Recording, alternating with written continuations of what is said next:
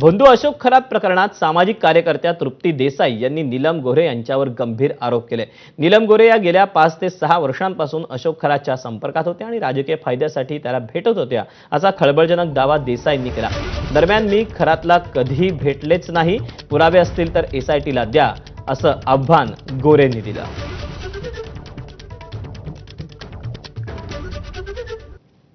नीलमताई गोरे या ज्या आहेत त्या 6 ते 7 वर्षापासून अशोक खरातच्या भक्त आहेत आणि अशोक खरातला जे आहे ते आमदारकी मिळावी म्हणूनही त्या कॉलेज रोडच्या ऑफिसमध्ये भेटायला गेलेल्या होत्या।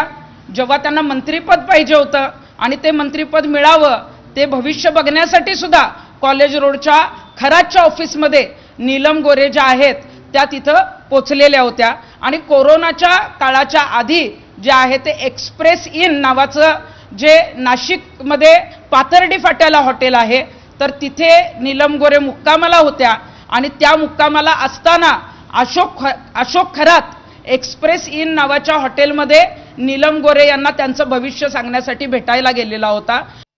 मी प्रबोधनकारी हिंदुत्व मानते। राजकीय पदे किंवा मंत्रिपद मिळवण्यासाठी कधीही कोणत्या तांत्रिक गुरुची किंवा बुवाबाजीची मला गरज भासलेली नाही। नाशिक येथील एक्सप्रेस इन हॉटेलमध्ये मी खरात नावाच्या व्यक्तीला 6-7 वर्षांपूर्वी किंवा अन्य कोणत्याही कारणासाठी भेटले या वृत्ताचा मी स्पष्टपणे आणि निसंदिग्धपणे इन्कार करते। अशा प्रकारच्या भेटीच्या बातम्या पूर्णतः कपोलकल्पित म्हणजेच काल्पनिक आहेत। परंतु बऱ्याच वेळेला असं होतं की एसआयटीची खरंच चौकशी चालू आहे, तर ज्यांच्याकडे काही तसे पुरावे असतील तर त्यांनी एसआयटीकडे द्यायला पाहिजेत। तृप्ती देसाईंच्या आरोपांनंतर गोरेंनी एक महत्त्वाचं वक्तव्य केलं। माझ्या निरोपाच्या भाषणानं काही जण दुखावले असं गोरे म्हणाल्या। नुकताच गोरेंचा विधान परिषदेचा कार्यकाळ संपला, यावेळी त्यांनी आणि उद्धव ठाकरेंनी केलेल्या भाषणाची चांगलीच चर्चा रंगली होती। त्यामुळे गोरेंच्या भाषणानं नेमके कोण दुखावलं गेलंय याची चर्चा आता सुरू झाली आहे। त्यांचा काय दावा आहे ना, त्याच्यामध्ये एक असं आहे स्पष्ट की काही लोक शेवटचं निरोपाचं भाषण जे मी केलं त्याच्यामुळे फार दुखावलेलं आहे। त्यामुळे त्यांचं एक म्हण आहे की दुखत असेल पोट आणखीन दाखवतात डोकं, तसं सुद्धा असू शकतं। ताई खरं तर तुमच्या इंटरव्ह्यूचे सकाळपासून शोधून काढला असेल, हे कोणी केलं, काय केलं, कोणामार्फत केलं, नाव सांगून टाका ना। नाही चंद्रकांत, मी काही सभ्यता सुसंस्कृत एक व्यक्ती आहे। इथे मी काही स्वतः एसआयटीची प्रमुख नाही आहे आणि माझ्या संदर्भामध्ये जे काय माहिती आली असेल अर्धवट अपुरी छोटी जी काय मोठी ती काय पूर्ण माहिती माझ्याकडे एकच दिवसात येईल असं पण नाही आहे। माझ्या समोर जे काय आलेलं आहे आणि दुसरं दुखावलेले लोक तर काही असू शकतात, त्याला आता आपण काय करणार, कोण काय बोलायचं त्यांच्या हातात येते।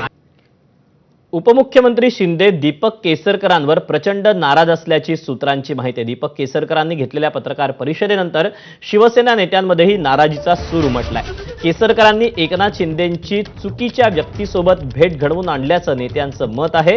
भोंदू खरातवर कडक कारवाई व्हावी असं पक्षातील बड्या नेत्यांनी आपलं मत व्यक्त केलंय। पक्षातील वरिष्ठांकडून केसरकरांना समज देण्यात आल्याची माहिती देखील सूत्रांनी दिली आहे। दरम्यान केसरकरांनी काय नेमकं वक्तव्य केलं होतं ज्यावरून एकनाथ शिंदे नाराज आहेत, ते वक्तव्य आपण पाहूया। सिन्नर येथे जी कोऑपरेटिव्ह सोसायटी आहे त्यांचा सुवर्ण महोत्सव होता, त्या निमित्ताने प्रमुख पाहुणे म्हणून मला बोलवलेलं होतं आणि त्याच ह्याच्यासाठी खरात सुद्धा उपस्थित त्या ठिकाणी होते आणि त्याच्यामुळे आमचा एकत्र फोटो त्या प्रचारात आहे। त्याचा आणि आमच्या डिपार्टमेंटचा किंवा मी घेत असलेल्या मीटिंगचा काहीही संबंध नाही। कोणी हे बघा, त्यांनी सुद्धा पूर्वी त्या मंदिराबद्दल ऐकलेलं होतं। शिर्डीला कार्यक्रम होता आणि शिर्डीपासून अवघ्या 10 किलोमीटरवर हे मंदिर आहे आणि त्याच्यामुळे मी आणि ते सपत्नीक आलेले होते आणि त्यांनी तिथं पूजा केलेली आहे, ती सुद्धा शिवशंकराची पूजा केलेली आहे। दुसरा कुठलाही विधी त्यांनी त्या मंदिरामध्ये केलेला नाही। अशोक खरात प्रकरणावरून राजकारण चांगलंच तापलं। खरातला अनेक अधिकारी भेटले होते अशी माहिती समोर आल्यानंतर विरोधकांनी त्या अधिकाऱ्यांच्या चौकशीची मागणी केली। राजकीय नेते अधिकाऱ्यांनी खरातला मोठं केलं, मग त्यांची चौकशी का नाही असा सवाल काँग्रेस नेते विजय वडेट्टीवारांनी विचारला। तर खरात प्रकरणात अनेक IAS IPS अधिकारी असल्याचा दावा सामाजिक न्यायमंत्री संजय शिरसाट यांनी केला. पैशांचे व्यवहार झाल्याचंही कळतंय. तपासात साऱ्यांची नावं बाहेर येतील असं शिरसाट म्हणाले. यावरून मंत्री चंद्रशेखर बावनकुळेंनी आरोप करणाऱ्यांना सल्ला दिला. फक्त आरोप नको तर पुरावे द्यावेत असं बावनकुळे म्हणाले. या खरातला मोठी करणारी कोण? तर राजकारणी, प्रशासनातील मोठे अधिकारी यांच्यामुळे तो खरात मोठा झाला. मग हे कारवाईपासून दूर कसे? हे कारवाई यांच्यावर केलीच पाहिजे. संपूर्ण खोलवर जाऊन चौकशी केली तर मला वाटतं की मंत्रालयातील अर्धे लोकांनी पांढरे पैसे करून देण्यासाठी खरातचा वापर केला असेल, हेही पुढे सिद्ध होईल. माझ्या माहितीप्रमाणे IAS अधिकारी, IPS अधिकाऱ्यांचे सुद्धा त्यांचे संबंध होते. जी काही फायनान्शियल डील झालेली आहेत याच्यामध्ये प्रत्येकाचा आपला पैसा सेफ राहील या दृष्टिकोनातून काही लोकांनी पैसा दिलेला आहे. हे काही अंशी आता बाहेर यायला लागलेलं आहे.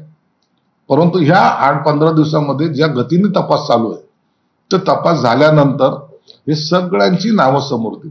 वडेट्टीवारजीकडे अधिक माहिती असेल तर प्रेसमध्ये आणि या पद्धतीचा मोठा भोंगा वाजून काही होणार नाही. त्यांना जर खरी चौकशी पाहिजे तर तपास माध्यमांना किंवा सरकारला किंवा मुख्यमंत्र्यांना त्यांनी कळवलं पाहिजे. कुठले अधिकारी यामध्ये इन्व्हॉल्व आहेत त्यांचा पर्दाफाश केला पाहिजे. त्यावर सरकार गंभीरपणे काम करेल, कारवाई करेल.